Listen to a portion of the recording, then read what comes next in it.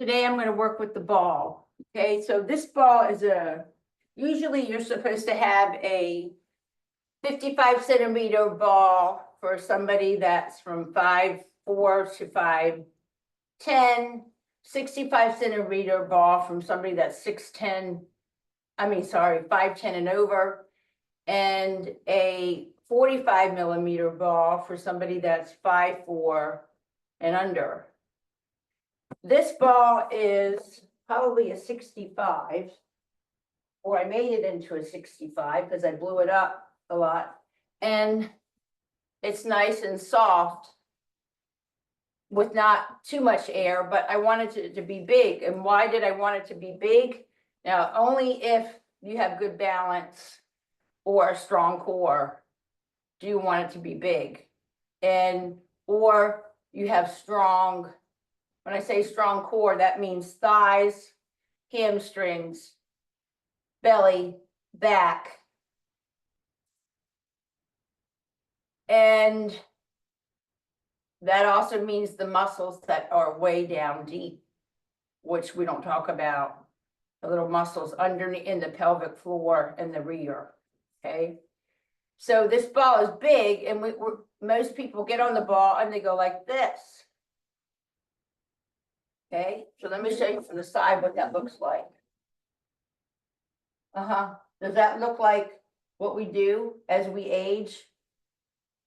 Right? Gravity is pushing us down, but we fail to counteract it.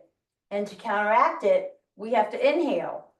So instead of, we can't go down very far because our back is too tight, our shoulders are tight. So we go up like this, and we use our neck. And we're sitting on a chair that is flat, right? It doesn't have any give to it. So we sit in that chair and we push down hard in that chair. There's no give so that our butt can breathe, basically. And it gets worse because now we have compressed way down low the lower back.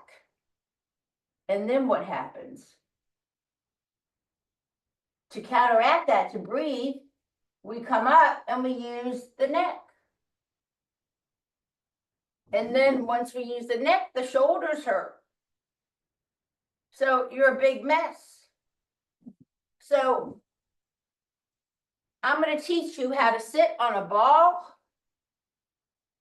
just like you sit on a bike. So people say, that bike seat is too small when I teach spinning. Okay. When I teach spinning too, by the way, I teach it Monday, Wednesday, Wednesday and Friday at 7. I don't teach it like a normal spin class where you go crazy. I teach you the mechanics of it, how to sit on that seat and balance yourself, and to use your core and to use your entire body around your mobility. Use your mobility, which means around our joints. The more mobile you are, the more power you're going to have, okay? Because it increases your range of motion. The muscles support the joint. If you put too much weight on the joint and the joint is restricted or has a problem, we're going to have an injury. And that's what happens in spinning when people put too much weight or resistance on the bike, or too much weight when they're lifting. They can do it for a week or two, and then they pop a nut. Okay? So what can we do every day on a ball to help us have less pain, have a stronger core, and be able to breathe and get oxygen flow and have balance? A ball is simple. All you got to do is get a ball. You know how much a ball costs? Amazon, go to Amazon or wherever, okay? And get a ball. And how do you blow it up? Well, they give you a blow up thing with it. But you know what I do is I get one of the things that you blow up the bed with. Much easier, because otherwise you're pumping, pumping, pumping, and over time, your ball starts to deflate and you have to add more air to it. You want to be able to have a ball where you can do a little bounce, because the bounce is like a chiropractor. And if you don't believe in a chiropractor, it's okay, it's having a massage therapist. It's a wiggle with the shape. We have to wiggle. And we have to, what the wiggle is a contract and relax of the opposite muscle. So if I contract the bicep, my triceps relax. If I contract the tricep, my biceps relax. That's what the ball does. If you're holding on with the outside of your hips too much and not using your core, which it also includes the muscles around the spine and the back, you're going to dislocate a hip, or you're going to start to feel pain in the hip, and you're going to need a hip replacement and eventually a knee replacement. Because look at my knees. I did that to myself. Bone on bone, bone on bone. But guess what? Bone on bone doesn't matter because I changed my mechanics. Yes, I did. And you too, you can too. It starts with a ball. So the ball is also like being in the water. You have noodles underneath you. When you bounce down, you're pushing the water down. When you bounce up, you're pushing the water up. So why are we holding our neck like that? When we bounce down, we exhale. Air comes out of the brain, through the nose, out of the mouth, down into the center of the chest or sternum, back here, back to the butt. Okay, you're afraid to roll backwards. What are you going to have to do? You're sitting too high in the chair. You're going to have to inhale to lift yourself up from the chair and then exhale back down. So if you're in the chair, how am I going to bring myself up, or if not in the chair, excuse me, in the ball, how are you going to bring the water up? Like this? No. You bring the water in because you pull the belly back into the spine, but you can't have the hips too far apart, or you can't use your abdominals. So I'm going to do it from this side without a wall, right? But I would recommend that you use a wall the first time or a few times so you get stronger. If I don't use the balls of my feet or my calves to lift up on this ball that's too big for me, I'm going to fall over. So I lift off of the ball of my foot. I use my arches. I use my calves to lift up, to go underneath my knees, to lift my hamstrings up, right? And then I pull my belly button into my spine and I round my back, right? I'm going to hold on a little bit because I'm not very flexible up here yet. I need to still work on my upper neck, thoracic region. When I pull it in, what am I going to do so I can stay afloat? I inhale, that elongates me. I lift up from my arches of my feet. My hamstrings are pushing down. My quads are going to go ahead and push me back up. How do I take that first step? That's a whole nother can of worms, okay? So let's go back to the ball again, sitting.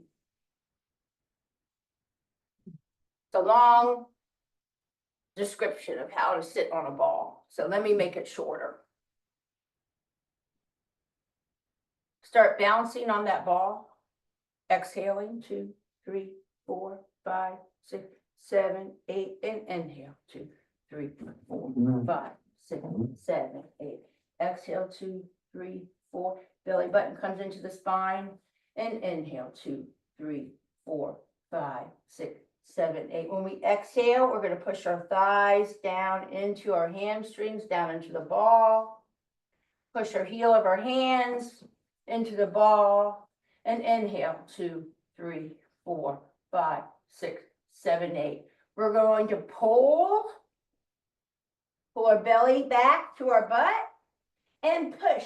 Pull our butt to our inside of our knees. Pull and push. Pull and push. Pull and push. Now that's one plane of motion. The other plane of motion that the ball goes all three planes of motions. That's why it's so hard to stay stable on a ball.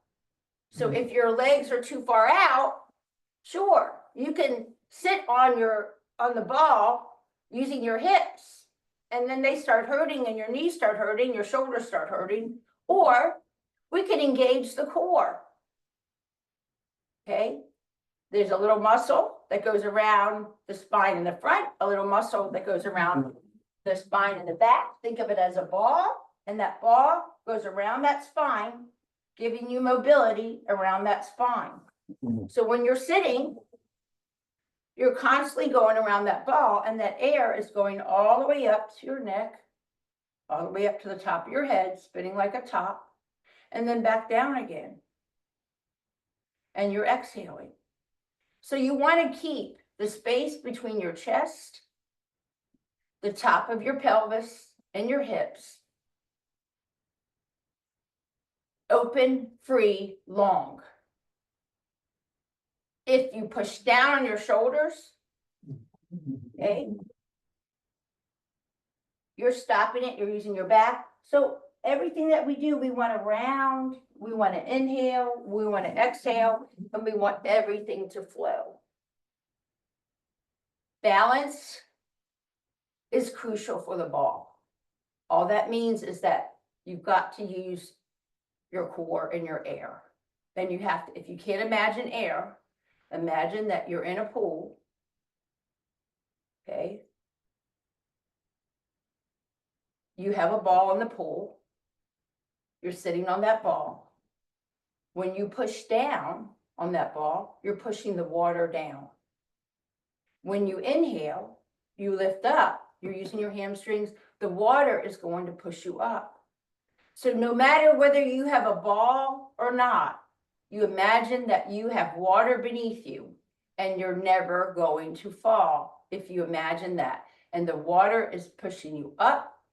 The water, then you push the water down if it's here, okay?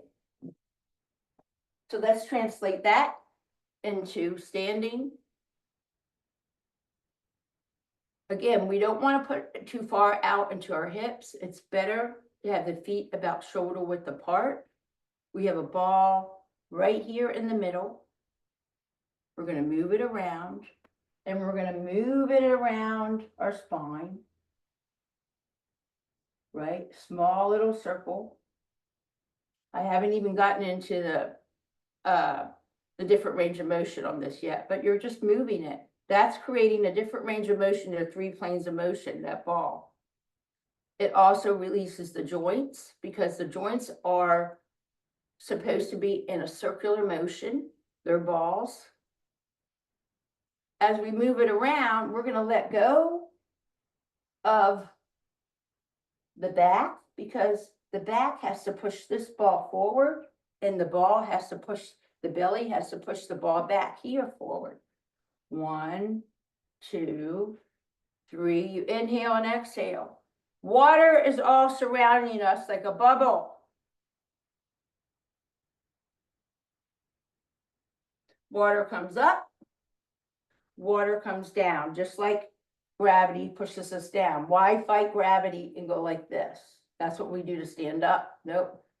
Let gravity push you down because there's water there here to bring you back up.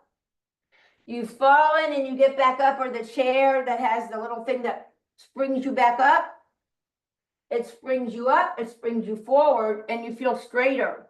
What happens to come back? Here comes the wind. Here it comes, it's coming at us this way. We're taking a big heavy bar, we're pushing it back. The water is pushing us back, not out this way. It's going to push us in to be strong and to push us out. So we have to use the butt and the abs, and we have to let go and imagine there's water there. Water comes into the belly, way down here underneath like a football, and it comes back underneath us. 1, think of water pushing us forward. 2, now think about water pushing us back. water pushing us forward, water pushing us back. So the ball is a good way to practice your balance, a good way to strengthen your core just by sitting on it. And when you do space for that butt, it has to breathe or you're going to have dead butt. I can't push down hard into the ball. I have to inhale and think of water coming underneath me and give a space for that butt. Just think about you taking your skin and you're pulling it down. You pull the skin down and guess what? You lift it up using your hamstrings, you let your thighs go, and now you're ready to go. Your quads go, ready to go.